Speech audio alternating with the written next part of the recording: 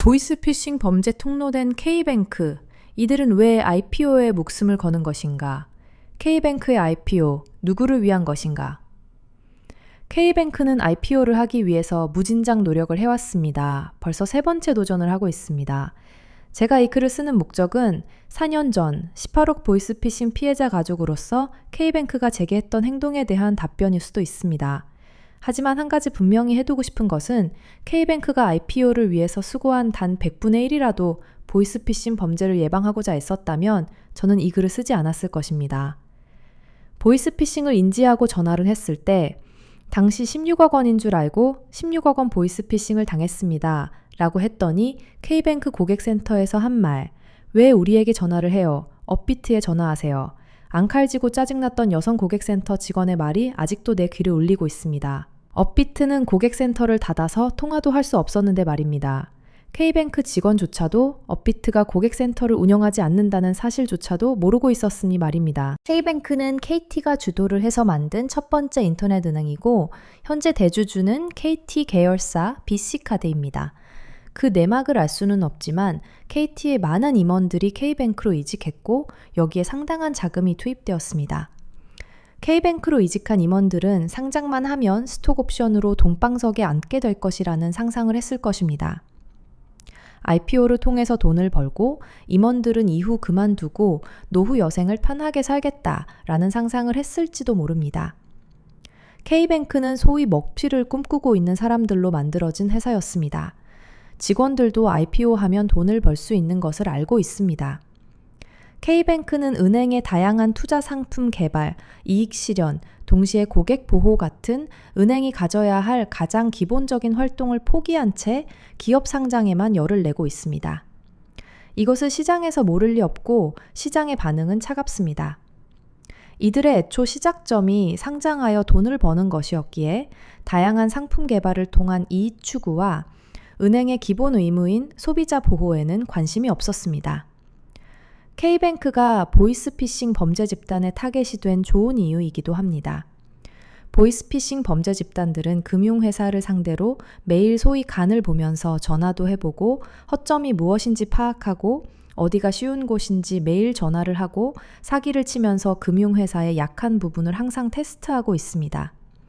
그 당시 2021년 코로나가 한창이고 가상자산이 붐을 타고 성향하기 시작했을 때 금융회사의 가장 약한 고리는 업비트와 K뱅크였습니다. 범죄 집단이 이 좋은 통로를 놓칠 리 없었습니다. 2023년 11월 1,500억 보이스피싱 범죄 사기단 중 상당히 많은 범죄자들이 항저우 대련 등에서 잡혀왔고 이들이 재판을 받게 되면서 저도 피해자인지라 판결문을 받아보게 되었습니다. 예상은 했던 바이지만 더욱 확실하게 된 것은 고액의 피해자가 너무 많이 있었습니다. 41억, 24억, 20억, 14억 등등 언론에 나오지 않았지만 입은 피해가 수십억 원의 피해자가 많이 있었습니다.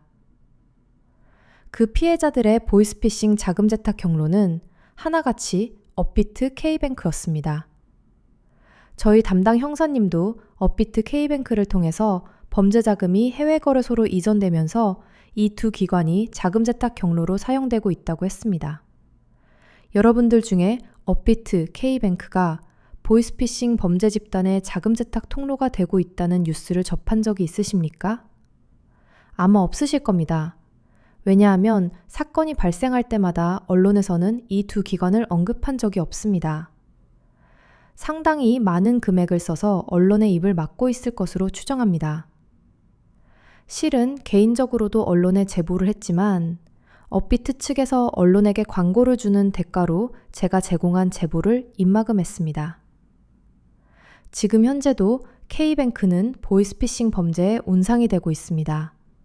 그러나 누구 하나 제재를 하는 사람이 없고 국가 권력도, 금융당국도, 사법부도 눈을 감고 나몰라라 하고 있습니다. 자, 그러면 K뱅크의 전신인 KT가 보이스피싱을 어떻게 예방하고 대응해 왔는지 보여드리겠습니다. 2022년 4월 12일 OBS 뉴스에서 나온 기사입니다. KT의 보이스피싱 방지 소홀, 사실상 인재 쪼개기 후원은 KT CIR 본부 대외 로비 부서에서 도맡았습니다. 3년 반 동안 상품권을 되팔아 세탁한 11억 넘는 돈 중 상당액이 국회의원 기백 명에게 쪼개졌습니다.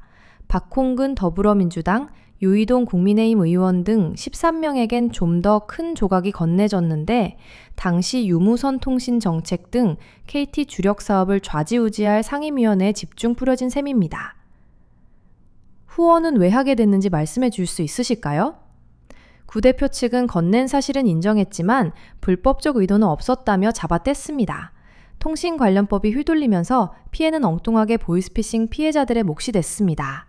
경찰이 2019년부터 범죄 번호를 즉시 모두 중지해달라고 요구했지만 KT는 영업상 이유로 번번이 거절했습니다. 이후 하루 90명이 낚여 매일매일 20억 원 넘는 돈이 이른바 그놈 목소리에 빼앗겼습니다. 작년 3월부터 KT 특정 지역번호 타개가 한 달 동안 청자친명에게 6억 5천만 원을 갈취하는데 전혀 막지 못했고 같은 해 10월 가족 조직원 3명이 천천해선으로 지갑을 휘젓고 다녀도 속수무책 당했습니다. 전이, 042, 1588, 070 등 KT 타 지역 번호와 대표 번호 오토콜 등을 제때 걸렀다면 막을 수 있었습니다. 노통신 트래픽이 많이 유발될수록 매출이 올라가는 구조거든요. 보이스피싱 회선 관리를 소홀히 취급하고 있는 상황입니다. 경찰 자료대로라면 조직 한 곳당 통신비와 광고비를 100억 안팎 씁니다. 큰 조직이 평균 10개 정도라니까 수백억 원짜리 검은 큰손 유혹을 KT 스스로 뿌리치지 못한 셈. 명백한 인재입니다. KT는 보이스피싱 범죄를 예방하고자 하는 마음이 하나도 없습니다. 오직 돈을 벌겠다는 목적밖에 없습니다. 그리고 자금 세탁을 해서 국회의원에게 로비를 하고 로비를 받은 국회의원은 입법을 하지 않습니다. 보이스피싱 예방법이 나왔지만 통신사가 우리는 책임을 지지 않겠다 선언했고 입법은 흐지부지 되면서 법은 사라졌습니다. 그리고 지속적으로 보이스피싱 범죄는 일어났고 횟수도 금액도 커지고 있습니다. 보이스피싱을 키우는 책임은 첫 번째는 통신사에 있습니다. 이 기사에도 보면 경찰이 KT의 요청에도 거절하고 수십 명이 수백억 원의 피해를 받는다고 한들 통신사는 책임지지도 않고 법적인 처분도 받지 않습니다. 이것의 중심에는 불법 로비와 그 청탁한 검은 돈을 받는 국회의원들이 있었습니다. 보이스피싱 한 조직이 통신비와 광고비를 100억을 쓰고 있는데 큰 조직이 시계면 1000억을 쓴다는 얘기입니다. KT는 이 검은 돈을 벌자고 보이스피싱 범죄를 방관하고 있습니다. 검찰이 압수수색해도 모자랄 판에 자금 세탁으로 국회의원에게 돈을 쥐어주고 당당하게 법적인 책임을 벗어나고 있습니다. K뱅크는 KT의 정신을 그래도 이어받습니다. 보이스피싱 예방 따위는 안중에도 없습니다. 예방하지 않습니다. 그리고 관심이 없습니다. 보이스피싱 범죄가 일어나도 단 한 푼의 책임도 지지 않고 법적 제재도 없습니다. 벌금은 약하다 못해 너무 적어서 헛웃음이 나오는 수준입니다. 그리고 사람들은 은행에게 비난하지 않습니다. 사람들은 피해자를 비웃거나 비난합니다. 언론이 프레임을 만들었는데 지금까지 사람들의 인식은 바뀌지 않습니다. 법적, 금전적 책임을 하나도 지지 않는 K뱅크가 왜 보이스피싱 범죄 예방, 자금 세탁 방지 예방을 위해서 노력합니까? 심지어는 자금 세탁 방지 능력 없다고 금융감독원에서는 K뱅크와 MOU까지 체결하면서 자금 세탁 방지 능력 키워주는데 힘쓰겠다는 얘기를 합니다. 이쯤 되면 궁금합니다. 도대체 왜 이토록 K뱅크를 살리기 위해서 애를 쓸까? K뱅크에 투자한 사람들, 금융기관들, 관련자들 등등이 K뱅크가 망하면 아주 난처한 상황에 빠지게 됩니다. K뱅크에 관련된 이권이 상당히 크다는 얘기고 전방위적으로 K뱅크를 살리기 위해 무던히 애를 씁니다. K뱅크는 거의 망해가던 은행이었습니다. 자본 잠식을 해서 파산 직전에 갔던 회사인데 이 은행이 부활을 하게 됩니다. 이 부활은 물에 떠내려가던 K뱅크에게 지푸라기를 건네준 바로 업비트입니다. 가상자산 거래소는 반드시 은행을 통해서 계좌를 열어서 가상자산을 사고 팔 수 있는데 이 연계 계좌를 K뱅크와 연동시키는 것이었습니다. 계좌 수가 미천하고 파산 위기에 놓였던 K뱅크는 업비트와 만나면서 부활했습니다. 비대면 계좌를 여는 것이 가능한 인터넷 은행인 만큼 편하고 쉽게 계좌를 열었고 당시 플랫폼 투자를 받아서 시스템을 안정화한 업비트와 만나면서 엄청난 시너지 효과를 냅니다. 가상자산 거래소 1위 자리를 빗썸에게서 가져옵니다. 이것의 중심에는 K뱅크라는 편리한 인터넷 은행이 있었습니다. 업비트는 2021년에 3조 영업이익을 이룬 굴지의 대기업으로 탄생했습니다.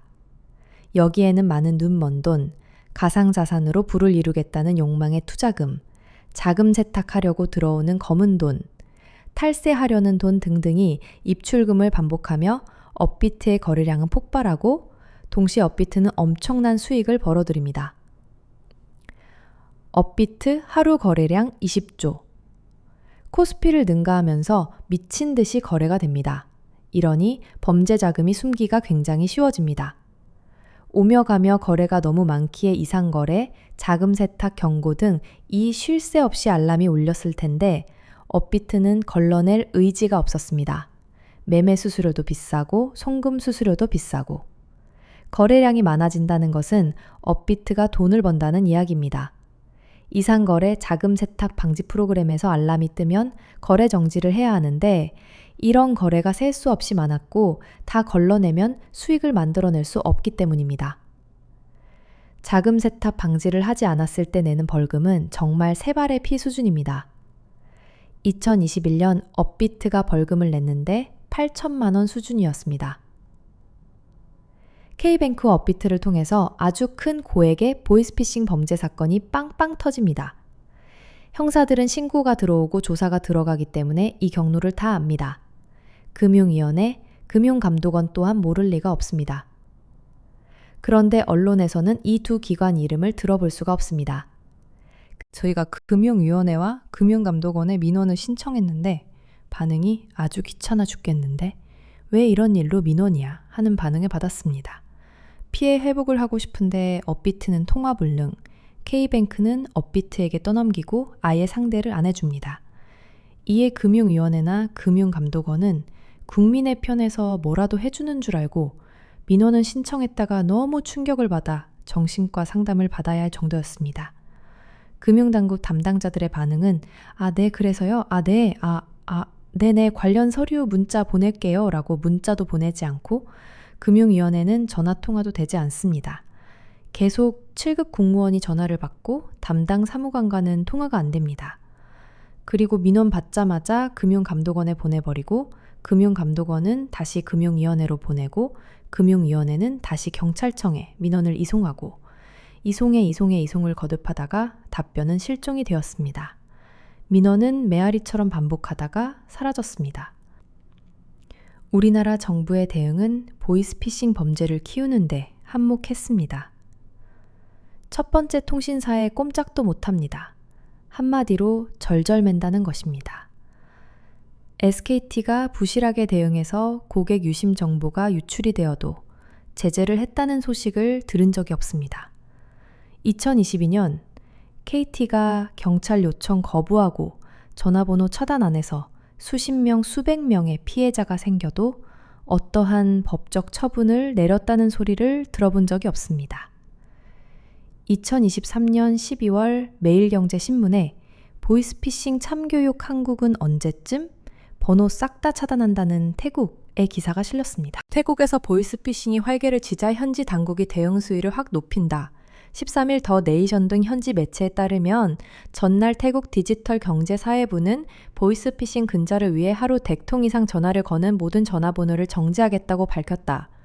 뿌라시 짠따라루 응텅 태국 디지털 경제사회부 장관은 비정상적으로 전화를 많이 거는 번호에 초점을 맞춰 해당 조치를 도입했다고 설명했다. 그에 따르면 태국은 지난 9일 11일 사흘 동안 하루 100통 이상 전화를 건 12,500여 개 번호를 이미 정지시켰다. 뿌라시 장관은 정지된 번호가 거의 전부 불법 등록된 번호였다고 설명했다. 그는 100통 이상 전화를 걸면서 번호 정지를 피하고 싶다면 온라인 사기방지센터에 직접 연락하라고 덧붙였다. 뿌라시 장관은 또한 외국인 신분증을 사용해 스마트폰 심카드를 등록한 뒤 전화 사기에 이용하는 수법에 대해서도 경고했다. 최근 태국 당국은 춘폰 지방에서 체포된 사기범들로부터 10,000개 이상의 심카드를 압수하기도 한 것으로 전해졌다.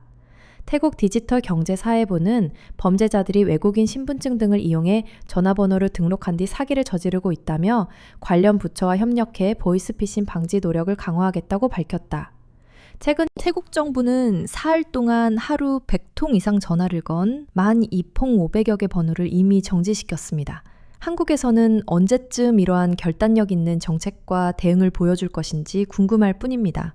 한국 정부 금융당국이 손을 놓고 있으니 KT, K뱅크, 업비트와 같은 통신사 금융회사와 가상자산 거래소는 보이스피싱 범죄 예방을 하고 있지 않습니다.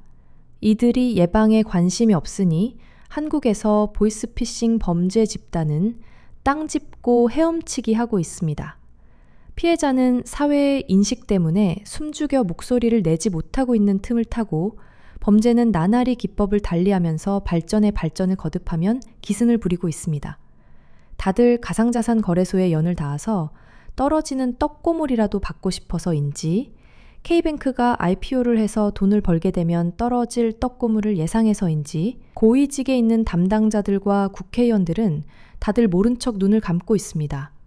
보이스피싱 예방을 위해서는 정부가 법을 만들어서 통신사, 금융회사, 가상자산 거래소 등 범죄의 통로로 쓰인 기관을 강력하게 처벌하고 동시에 피해자에게 금전적 보상을 하게 해야 합니다. 통신사들에게 보이스피싱 범죄의 단 1%라도 책임을 지게 했다면 보이스피싱 범죄가 집단이 되어서 피해자들에게 고통을 주는 일은 없었을 것입니다. 금융회사에게 피해금의 단 5%라도 보상을 해주게 만들었다면 금융회사가 돈 나가는 게 두려워서 예방을 철저히 했을 것입니다. 이런 대책이 있었다면 보이스피싱 범죄는 10분의 1, 아니 100분의 1로 줄었을 것입니다. 아무것도 하지 않는 정부의 방관, 입법하지 않는 국회의원, 금융회사 편에 선 금융위원회와 금융감독원, 이 모두의 조화로운 하모니가 어우러져서 지금 이날까지 피해자들의 눈에서는 눈물이 마르지 않는데 배부르고 등 따뜻한 소위 권력자들은 떨어질 콩고물만 기대하고 있습니다.